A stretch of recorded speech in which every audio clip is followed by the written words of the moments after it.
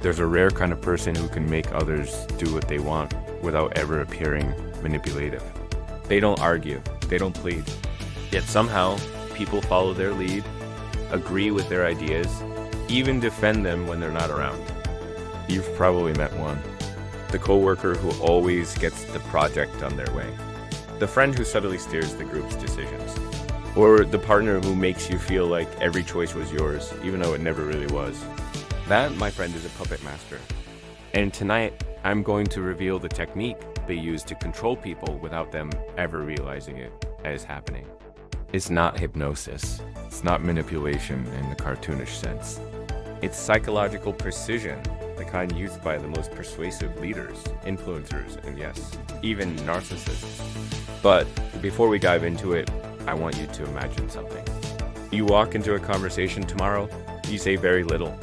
You simply ask a few questions, make a few comments, and somehow, by the end of it, the other person believes your idea was their idea. That's the puppet master technique in action. So let's begin. The first truth you must understand is this: people are easier to control when they believe they're in control. The biggest mistake most people make when trying to persuade someone is pushing. They push their ideas.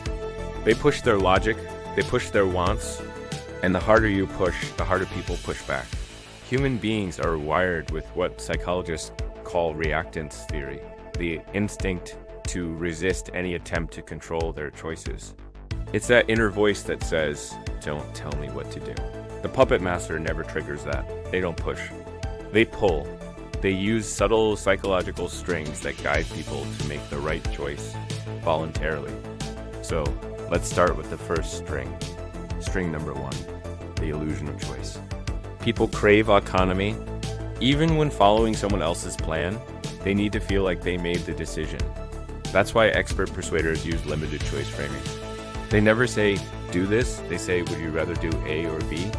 Both A and B lead exactly where the puppet master wants them to go, but the illusion of control keeps the subject cooperative. Example, your boss wants you to work late. You'll resist if they order you. But if they say, "Would you rather finish this tonight or come in early tomorrow?" you'll pick one, and either way, the boss wins. Politicians use this. Salespeople use this. Even parents use this. But the true masters, they use it seamlessly, conversationally, without a trace of command. So next time you need someone to comply, never demand, frame, offer options. Because control disguised as choice never feels like control at all. String number 2, the mirror of alignment. Humans unconsciously trust people who seem similar to them. It's called the similarity attraction effect.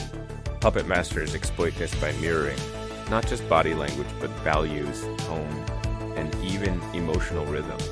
They study the other person's pace, vocabulary, and beliefs, then reflect them back, just slightly. If the person speaks softly, they lower their tone. If the person values logic, they emphasize reasoning. If the person values emotion, they mirror empathy. This mirroring activates the brain's mirror neurons, creating a sense of connection and safety. And when someone feels you get them, they stop resisting.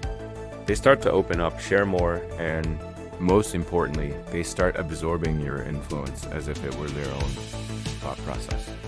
So here's your move. Stop trying to convince people. Start aligning with them. Because once they feel understood, you can guide them anywhere. String number 3, emotional tag-in. You can't control thoughts directly, but you can control the emotions attached to those thoughts. Every memory, belief, or opinion has an emotional tag.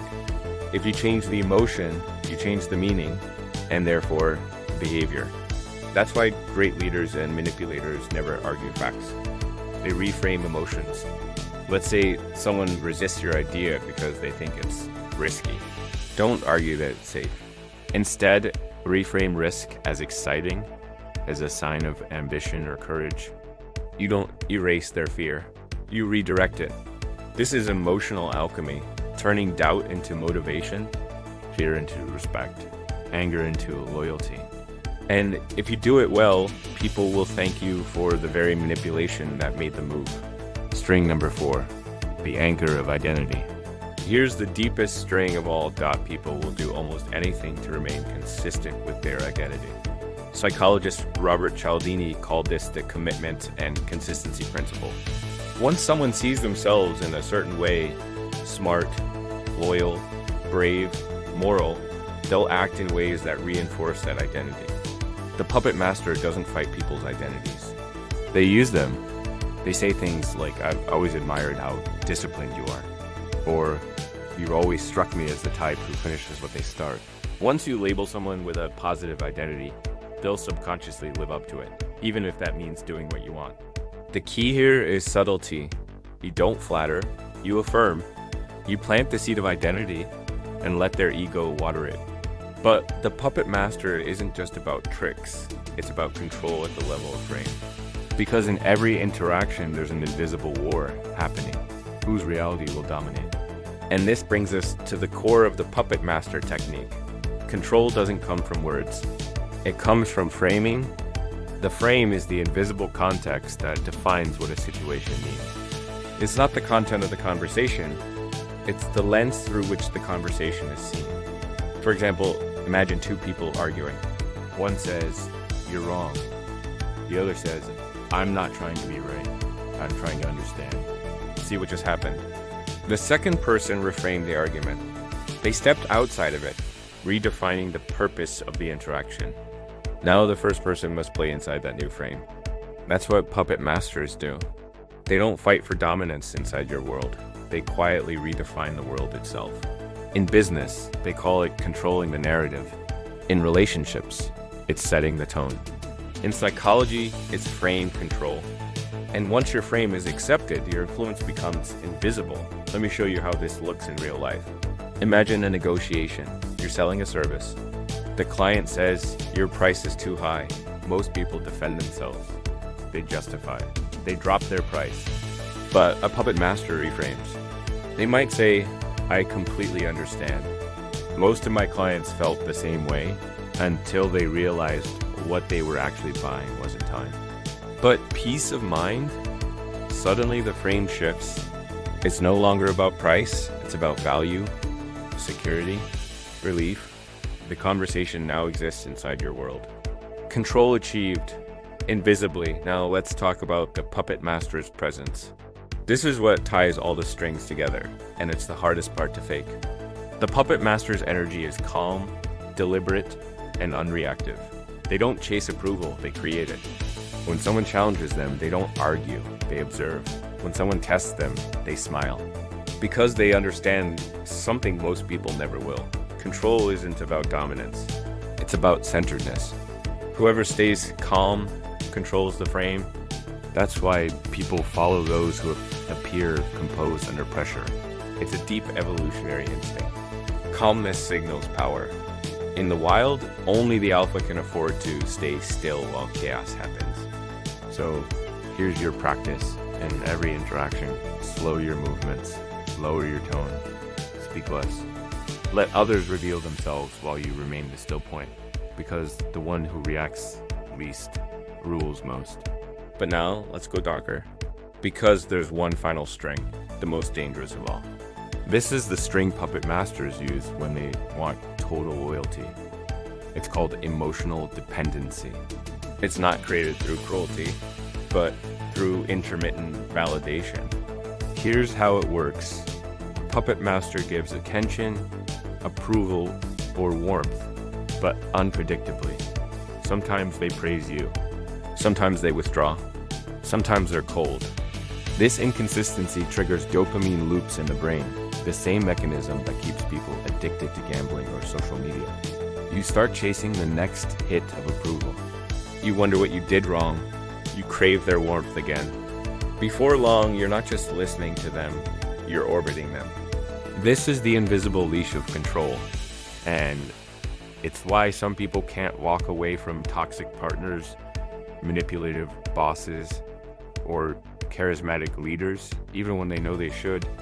Now, I'm not telling you to use this cruelly, but understand it, because if you don't, someone else might use it on you. Let's recap the strings. The illusion of choice. Guide decisions by offering limited options. The mirror of alignment. Build instant trust through subtle reflection. Emotional tagging, reframe emotions to change meanings. The anchor of identity, attach your message to someone's self-image. Frame control, redefine the context, and you redefine the power dynamic. Intermittent validation, the forbidden strain for those who seek total control. Each one is powerful alone, but combined they form the web. Invisible, silent, impossible to escape. That's the essence of the puppet master technique. But here's the final twist. The true puppet master doesn't just control people. They control themselves. Because the mind that can't control itself can never control others for long. Emotional control, ego control, attention control. These are your real strengths. Without them, every trick you use will eventually fail. Because people can sense authenticity even if they can't explain it. They can feel when you're centered versus when you're scheming. So the paradox is this: the more you need control, the less you have it. The less you need it, the more it comes to you naturally. That's the invisible law every true manipulator, every charismatic leader, every dark psychologist eventually learns. And once you do, you'll stop trying to pull strings. You'll simply become the gravity everyone moves around. If you've made it this far, you already understand more than most people ever will. Because influence isn't about words. It's about perception, psychology, and presence. And now that you know how the puppet master technique works, you'll start noticing it everywhere. In relationships, in media, at work, even in yourself. The question is, will you use it or defend against it? Either way, you'll never see human behavior the same way again. This is Darkmind Mastery. Subscribe now, and I'll see you in the next lesson.